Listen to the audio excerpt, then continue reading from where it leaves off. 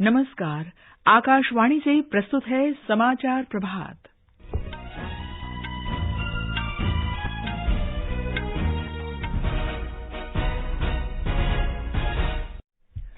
प्रधानमंत्री नरेंद्र मोदी आज परीक्षा पे चर्चा कार्यक्रम में विद्यार्थियों, अभिभावकों और शिक्षकों से संवाद करेंगे। मिस्र स्वेज नहर विशेष आर्थिक क्षेत्र में भारतीय उद्योगों को भूमि आवंटन की योजना बना रहा है। दिल्ली के लाल किला मैदान में आयोजित भारत पर्व आज से आम जनता के लिए शुरू होगा।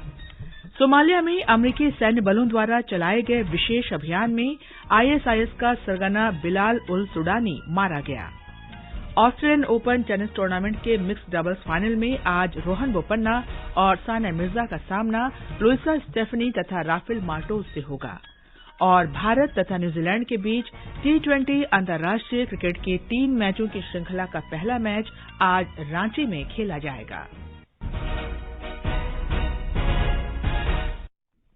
समाचार प्रभात के साथ मैं कनकलता। प्रधानमंत्री नरेंद्र मोदी आज नई दिल्ली के तालकटोरा स्टेडियम में परीक्षा पे चर्चा कार्यक्रम में विद्यार्थियों से संवाद करेंगे। इस कार्यक्रम में देश भर के करीब 102 छात्र छात्राएं शामिल हो रहे हैं। 2018 से हर वर्ष आयोजित होने वाले कार्यक्रम परीक्षा पे चर्चा का ये 6वां संस्करण है। कार्यक्रम के दौरान प्रधानमंत्री विद्यार्थियों के माता-पिता और शिक्षकों से भी बातचीत करेंगे, जिससे विद्यार्थियों को उनके सपनों और लक्ष्यों को पूरा करने में मदद मिलेगी।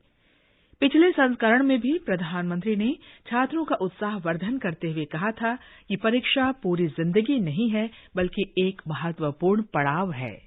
परीक्षा के अंक ही जिंदगी नहीं है। उसी प्रकार से कोई एक एग्जामिनेशन ये पूरी जिंदगी नहीं है, वो एक पड़ाव है। सबसे पहले हमने हमारे पूरे जीवन का एक महत्वपूर्ण पड़ाव मानना चाहिए, लेकिन यही सब कुछ है ये कभी नहीं मानना चाहिए। माँ बाप को मैं खास प्रार्थना करूंगा कि आप बच्चों को ये नहीं तो कुछ नहीं, ये जो मूड बना देते हो, मेहरबानी करके ऐसा मत करो। ये हुआ अच्छी बात, ज्यादा अच्छा हो और अच्छी बात, लेकिन कुछ न हुआ तो जैसे दुनिया लूट गई, ये सोच बिल्कुल ही आज के युग में उपयुक्त नहीं है। बहुत सारे स्कोप है, जीवन के किसी भी क्षेत्र में जा सकते हैं आप। हमारे संवाददाता ने बताया है कि इस वर्ष 38 लाख से अधिक विद्यार्थियों ने परीक्षा पे चर्चा के लिए पंजीकरण कराया है, जो पिछले वर्ष की तुलना में 50% अधिक है। पिछले साल लगभग 15.5 लाख छात्रों ने परीक्षा पे चर्चा कार्यक्रम के लिए पंजीकरण करवाया था। इस वर्ष शिक्षा मंत्रालय को छात्रों से 20 लाख से अधिक प्रश्न प्राप्त हुए हैं, जो तनाव प्रबंधन, स्वास्थ्य और करियर पर आधारित हैं। प्रधानमंत्री ने परीक्षा पे चर्चा की संकल्पना की थी, जो अपने आप में एक अनूठा संवाद आधारित कार्यक्रम है। इसमें देश भर के छात्रों, अभिभावकों और शिक्षकों के साथ साथ विदेशों से भी छात्र प्रधानमंत्री से संवाद करते हैं। इस कार्यक्रम में छात्र चर्चा करते हैं कि परीक्षाओं के दौरान वह तनाव को कैसे दूर करें और जीवन को उत्सव के रूप में कैसे मनाएं। रईसुद्दीन रिहान, आकाशवाणी समाचार, दिल्ली। उत्तराखंड में परीक्षा पे चर्चा कार्यक्रम में भाग लेने के लिए विद्यार्थियों में बहुत उत्साह दिखाई दे रहा है। उत्तराखंड शिक्षा विभाग ने राज्य के 5,464 विद्यालयों में इस कार्यक्रम के सीधे प्रसारण के व्यापक प्रबंध किए हैं। 10 लाख से अधिक विद्यार्थी इस कार्यक्रम में भाग लेंगे। सांसद, विधायक, जिला पंचायत अध्यक्ष, महापौर, ब्लॉक प्रमुख, नगर पालिकाओं के अध्यक्ष और अन्य जनप्रतिनिधि कार्यक्रम के दौरान विभिन्न स्कूलों में जाएंगे। राष्ट्र ने कल अपना 74वां गणतंत्र दिवस मनाया। इस अवसर पर मुख्य समारोह नई दिल्ली में कर्तव्य पथ पर आयोजित किया गया। राष्ट्रपति द्रौपदी मुर्मू ने गणतंत्र दिवस आयोजन में देश का नेतृत्व किया। इस वर्ष की परेड में मुख्य अतिथि मिस्र के राष्ट्रपति अब्देल फतह अल सीसी थे। मिस्र ने स्वेज नहर विशेष आर्थिक क्षेत्र में भारतीय उद्योग को भूमि आवंटित करने की योजना बनाई है। शिखर बैठक को लेकर दोनों देशों की ओर से जारी संयुक्त बयान में कहा गया है कि भारतीय पक्ष प्रस्ताव के लिए मास्टर प्लान की व्यवस्था कर सकता है। यह प्रस्ताव मिस्र में उपलब्ध निवेश अवसरों का उपयोग करने के लिए विदेशी निवेश क्षमता रखने वाली कंपनियों को प्रोत्साहित करने के भारतीय प्रस्ताव के संदर्भ में है। बयान में कहा गया है कि मिस्र अधिक भारतीय निवेश का स्वागत करता है और लागू नियमों तथा रूपरेखा के अनुसार प्रोत्साहन और सुविधाएं देने का वायदा करता है। प्रधानमंत्री नरेंद्र मोदी और मिस्र के राष्ट्रपति अब्देल फतह अल सीसी ने मिस्र में भारतीय निवेश के विस्तार का स्वागत किया है। दोनों देशों के बीच इस समय 3 अरब 15 करोड़ डॉलर से अधिक का व्यापार होता है। राष्ट्रपति द्रौपदी मुर्मू ने राष्ट्रपति भवन में गणतंत्र दिवस के अवसर पर एट होम आयोजित किया। प्रधानमंत्री नरेंद्र मोदी, उपराष्ट्रपति जगदीप धनखड़, मिस्र के राष्ट्रपति अब्देल फतह अल सीसी, प्रधान वित्त मंत्री निर्मला सीतारामन, पूर्व राष्ट्रपति रामनाथ कोविंद और पूर्व उपराष्ट्रपति हामिद अंसारी तथा अन्य अतिथियों ने कल एट होम में भाग लिया। प्रधानमंत्री नरेंद्र मोदी कल दिल्ली में वार्षिक एनसीसी रैली को संबोधित करेंगे। इस दौरान प्रधानमंत्री एक विशेष दिवस कवर और 75 रुपये का एक स्मारक सिक्का भी जारी करेंगे। ये सिक्का एनसीसी के 75 वर्ष पूरा होने के उपलक्ष्य में जारी किया जा रहा है। रैली में 19 देशों के 196 अधिकारियों और कैडेटों को भी आमंत्रित किया गया है। सूचना और प्रसारण मंत्री अनुराग सिंह ठाकुर ने प्रधानमंत्री राष्ट्रीय बाल पुरस्कार विजेताओं से कल नई दिल्ली में अपने आवास पर मुलाकात की। विजेताओं के चित्र जारी करते हुए श्री ठाकुर ने अपने संदेश में कहा कि इन युवाओं ने उत्कृष्ट कार्य करते हुए अपने धैर्य और दृढ़ संकल्प का परिचय दिया है। स्वास्थ्य मंत्री मनसुख मांडविया ने कल नई दिल्ली में पहला कोविड रोधी नासिका टीका जारी किया। उन्होंने कहा कि भारत ने दवाओं के उत्पादन में अपनी अलग पहचान बनाई है।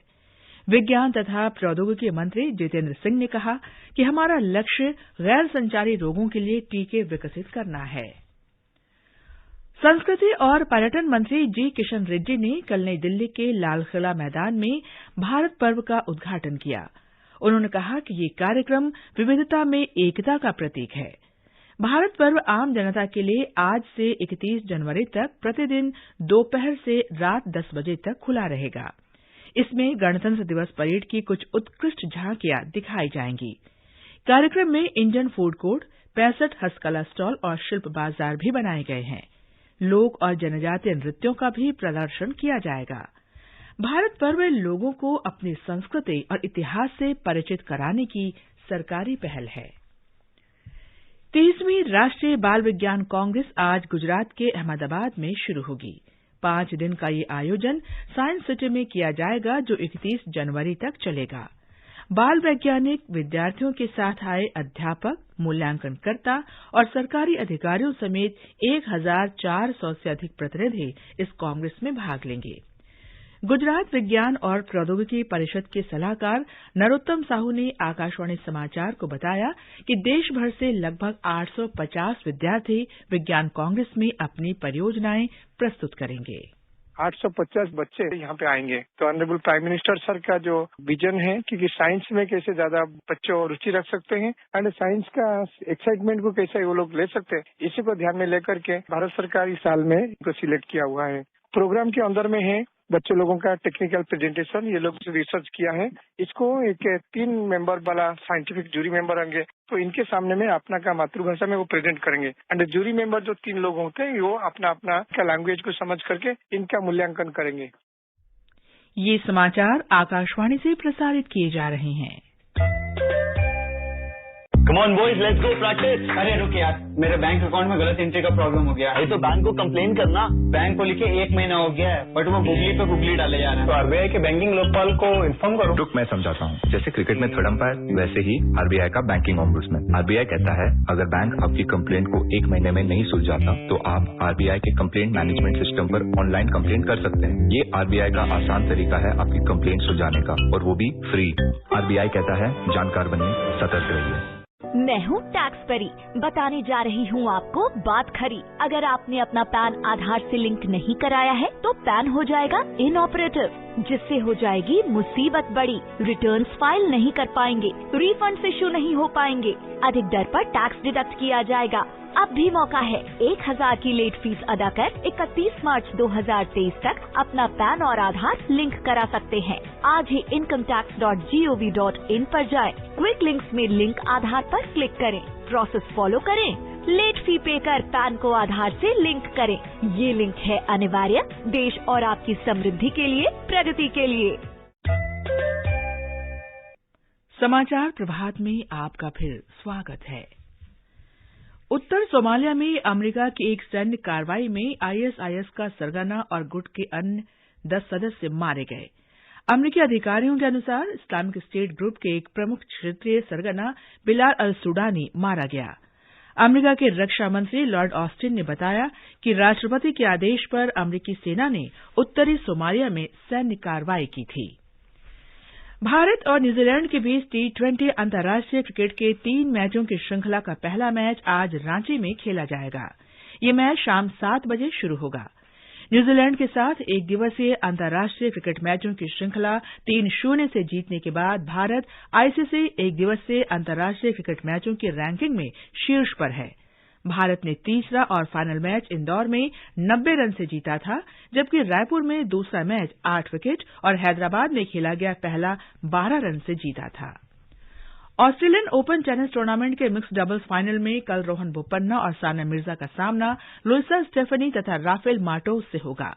ये मैच भारतीय समय के अनुसार सुबह 6:30 बजे शुरू होगा। सानिया और बोपन्ना ने सेमीफाइनल में डेसिरा क्राजिक और नील स्कोप्स्की की जोड़ी को 7-6, 6-7, 10-6 से हराया था। महिला सिंगल्स में एलेना रायबाकिना ने आज विक्टोरिया अजारेंका को 7-6, 6-3 से हराकर फाइनल में प्रवेश किया। पुरुष सिंगल्स के सेमीफाइनल में नोवाक जोकोविच का सामना टॉमी पॉल से होगा। ओडिशा में खेले जा रहे FIH हॉकी वर्ल्ड कप के 2 सेमीफाइनल मुकाबले आज भुवनेश्वर के कलिंगा स्टेडियम में होंगे। सेमीफाइनल में ऑस्ट्रेलिया का मुकाबला जर्मनी से और बेल्जियम का सामना नीदरलैंड से होगा। फाइनल मैच रविवार को खेला जाएगा।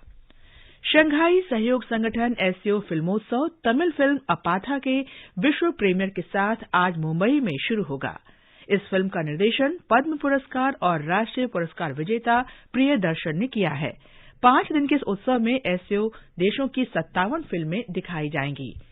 केंद्रीय सूचना और प्रसारण मंत्री अनुराग ठाकुर ने कहा है कि भारत इस उत्सव को इसलिए आयोजित कर रहा है ताकि SCO क्षेत्र में फिल्म बनाने की विभिन्न तकनीक और फिल्मों की विविधता को दिखाया जा सके। ये समाचार हमारी वेबसाइट newsonair.gov.in/hindi पर भी उपलब्ध हैं। और अब समाचार पत्रों की सुर्खियों के साथ हैं देवेंद्र त्रिपाठी। धन्यवाद कनक।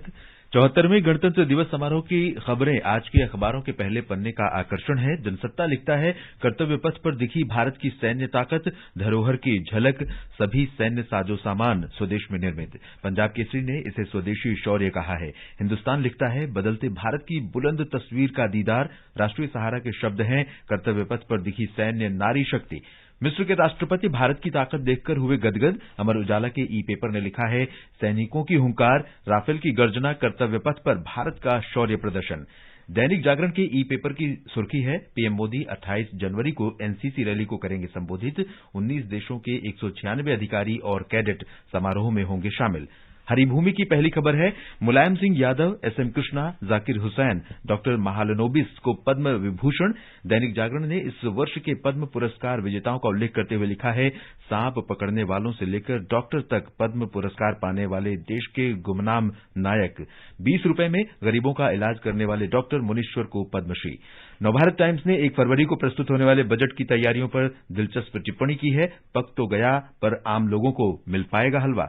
भारत ने दुनिया की पहली कोविड नेजल वैक्सीन शुरू होने के समाचार को पंजाब केसरी ने पहले पन्ने पर स्थान दिया है। हिंदुस्तान ने बताया है, बद्रीनाथ धाम के कपाट 27 अप्रैल को खुलेंगे। नवभारत टाइम्स ने ब्रिटेन की 101 वर्ष की डिंकी फ्लावर्स की लंबी उम्र का राज बताया है, हर दिन करती हैं डांस। 3 दिन फिर सताएगी सर्दी शीर्षक से हिंदुस्तान ने लिखा है, दिल्ली में इस समय मौसम का अजब रूप देखने को मिल रहा है। अंत में मुख्य समाचार एक बार फिर। प्रधानमंत्री नरेंद्र मोदी आज परीक्षा पे चर्चा कार्यक्रम में विद्यार्थियों, अभिभावकों और शिक्षकों से संवाद करेंगे। मिस्र स्वेज नहर विशेष आर्थिक क्षेत्र में भारतीय उद्योगों को भूमि आवंटन की योजना बना रहा है।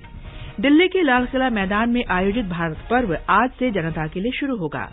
सोमालिया में अमरीकी सैन्य बलों द्वारा चलाए गए विशेष अभियान में ISIS का सरगना बिलाल उल सुडानी मारा गया। ऑस्ट्रेलियन ओपन टेनिस टूर्नामेंट के मिक्स्ड डबल्स फाइनल में आज रोहन बोपन्ना और सानिया मिर्जा का सामना लुइसा स्टेफनी तथा राफेल मार्टोज से होगा और भारत तथा न्यूजीलैंड के बीच T20 अंतर्राष्ट्रीय क्रिकेट के 3 मैचों की श्रृंखला का पहला मैच आज रांची में खेला जाएगा। इसके साथ ही समाचार प्रभात का ये अंक समाप्त हुआ। नमस्कार।